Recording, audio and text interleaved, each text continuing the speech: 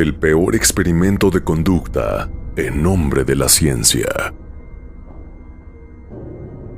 El mal, el culpable de la crueldad más allá del entendimiento de nuestra mente, es una puerta ajena a nosotros, a la que todos somos vulnerables, a la que deberíamos intentar resistirnos. ¿Está dentro de nosotros una disfunción del cerebro? ¿O es solo una palabra usada para apartarnos del comportamiento intrínsecamente humano?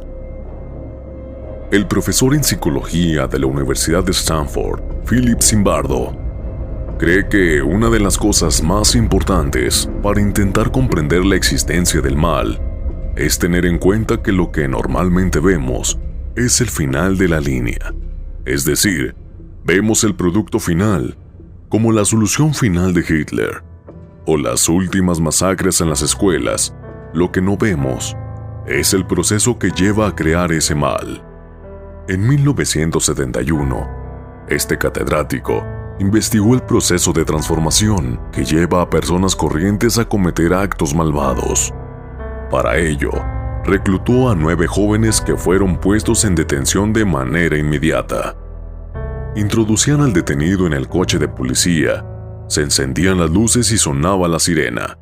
Los vecinos miraban, todo el mundo se preguntaba, ¿qué podía haber hecho ese buen chico para meterse en problemas? Ninguno de ellos había hecho nada malo. Eran normales y sanos en todos los sentidos, sin antecedentes criminales, sin antecedentes por drogas, sin problemas físicos o mentales. Los jóvenes eran voluntarios para un estudio conductual. Fueron elegidos entre un grupo de 75 personas, pero respondieron a un anuncio publicado en un periódico de la ciudad para un estudio de la vida en prisión. Y esperando a los prisioneros, en el sótano del Departamento de Psicología de Stanford, había 9 jóvenes más, también voluntarios, designados como carceleros. El psicólogo y su equipo convirtieron el sótano del Departamento de Psicología en una prisión. El experimento de la prisión de Stanford fue uno de los primeros estudios para analizar la fuerza de la situación, la influencia que ejercen en el comportamiento del individuo. ¿Cuántos de nosotros somos el tipo de persona cariñosa, afectuosa, solidaria y altruista? ¿Y cuántos de nosotros somos la clase de individuos que podrían convertirse fácilmente en asesinos y participar en un genocidio? Los prisioneros voluntarios fueron encarcelados, 3 en cada celda, y como en una auténtica prisión, se les dieron uniformes y números identificativos para despojarlos de su individualidad. Los guardias llevaban uniformes de estilo militar. Los presos llevaban una camisa con un número conocido en la parte posterior. Ese número reemplazaba su nombre. Ese número sería su identidad. 86, 124, 157. En muy poco tiempo, serían solo un número. Todos los guardias llevaban lentes de sol. Fue un detalle que el psicólogo tomó muy en cuenta, porque los lentes de sol, solo plateados reflectantes, te quitan humanidad. Cuando nos relacionamos, los seres humanos tenemos contacto visual, miramos a los ojos. Por eso, con los ojos cubiertos a la gente, le es más fácil abusar de los demás. Los 5 días siguientes impresionaron al mundo de la ciencia.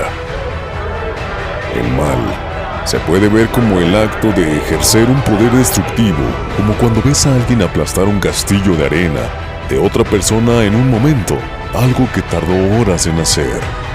La mañana del segundo día, los prisioneros se rebelaron. La rebelión consistió en poner barricadas en las puertas de la prisión para que los guardias no pudieran entrar. Se arrancaron los números porque no querían ser anónimos. Insultaban a los guardias en su propia cara y se negaban a salir de las celdas. Con su autoridad rebasada y superados en número en aquel instante, 3-1, los guardias se dirigieron al superintendente de la prisión. Este les dijo: «Es su prisión, ustedes deben de tomar la decisión». Pidieron refuerzos y los guardias actuaron contundentemente. Decidieron abrir las puertas, dejaron a los presos desnudos, retiraron las camas, encadenaron a los presos, e incomunicaron a los líderes de la rebelión tanto tiempo como creyeron necesario.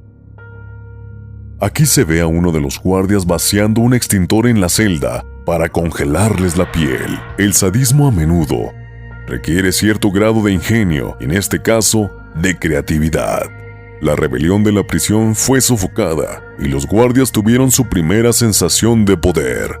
Pero con ese poder llegó un nuevo desafío. ¿Cómo se controlarían los posibles brotes o próximas rebeliones en la prisión? La respuesta era sencilla: aplastando su espíritu.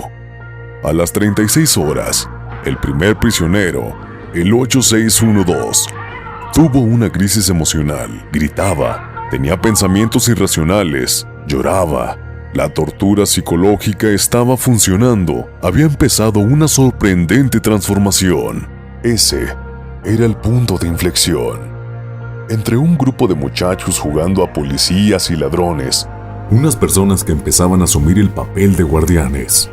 El mal es un proceso, un terreno resbaladizo, y cuando entras en él, no puedes imaginar dónde termina ese terrible lugar, y por eso hay que evitar dar el primer paso. Tienes que resistir, porque si no el segundo paso es más fácil, y das el tercero y cuarto, metiéndote de lleno y convirtiéndote en un criminal. La transformación de los guardias, que había comenzado con la sofocación de la rebelión de los presos, casi se había completado al cuarto día. A uno de los guardias, el más malvado, el más sádico, ingenioso y creativo,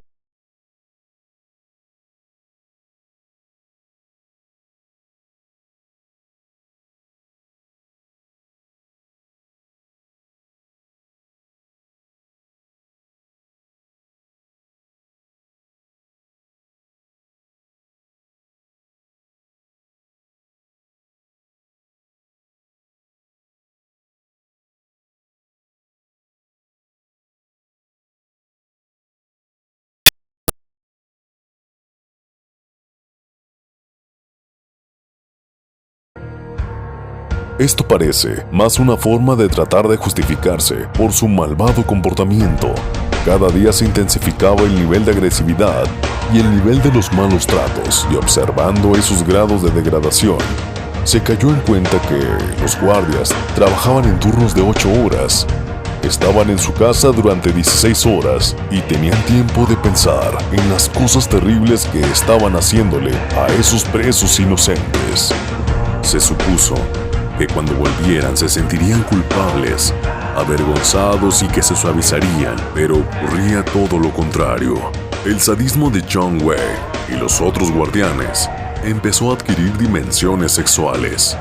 Entonces el próximo nivel fue decir: bien, la mitad de ustedes son camellos hembra y la otra mitad camellos macho, pónganse detrás de ellos y ahora comiencen a jorobarlos. Era un juego de palabras. Los guardianes se rieron. Lo que ven son presos que simulan practicar la sodomía bajo las órdenes de los guardias. Se debe recordar que todos eran estudiantes universitarios, realizando un experimento psicológico en una prisión simulada.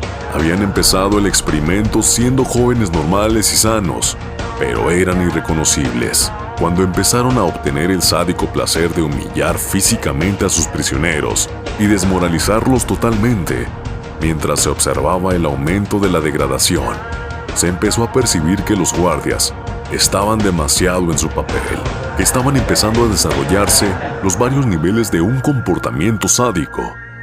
El psicólogo Philip Zimbardo empezó en el experimento de la prisión de Stanford con el propósito de observar el impacto de ciertas situaciones en el comportamiento humano.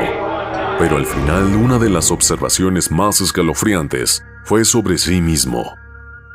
La tarde del cuarto día se asignó como el día de visitas.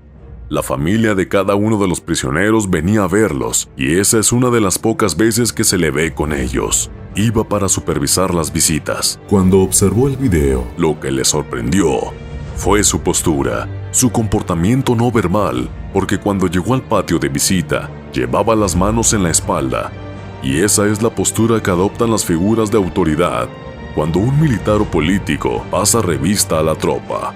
Cuando vio eso, se dio cuenta que se había convertido en el alcalde de la prisión experimental de Stanford. El psicólogo se había convertido en un participante más de su propio experimento. En realidad, eso debería haber sido suficiente para detenerlo, pero no lo hizo.